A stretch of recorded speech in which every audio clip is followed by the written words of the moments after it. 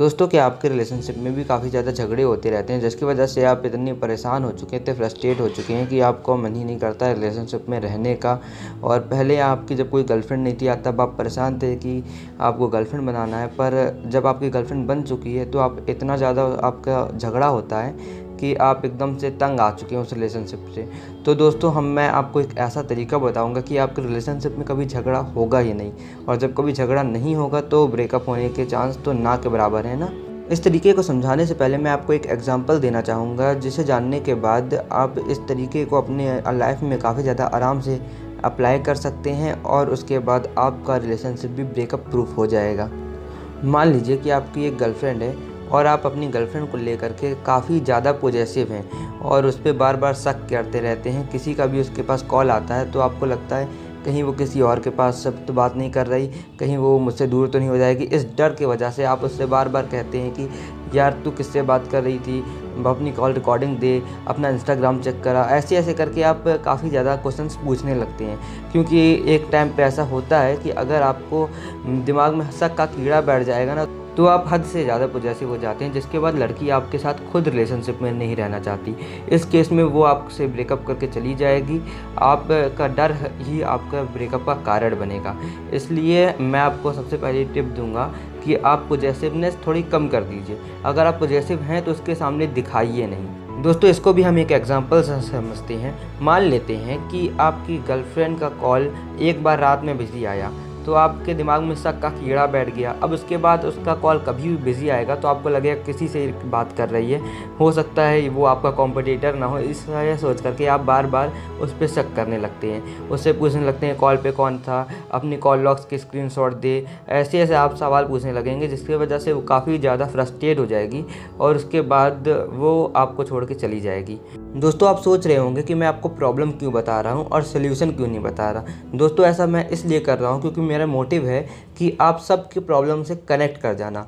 अब पहले मैं आपको प्रॉब्लम इसलिए बता रहा हूँ क्योंकि जब भी आप किसी भी प्रॉब्लम में फंसें तो पहले आप अपनी प्रॉब्लम को देखें कि आखिर आपकी प्रॉब्लम है क्या, क्योंकि हर केस में अलग अलग प्रॉब्लम हो सकती है। हो सकता है कि आप ज़्यादा पॉजेसिव ना हो तब भी गलती है, और अगर पॉजेसिव हैं तब भी गलती। कहने का मतलब ये है कि हर एक चीज़ बैलेंस में अगर रह के किया जाए तो वो काफ़ी सही होगी, और अगर हम उसके एक्सेस में चले जाएं तो वो काफ़ी ज़्यादा गलत होगी।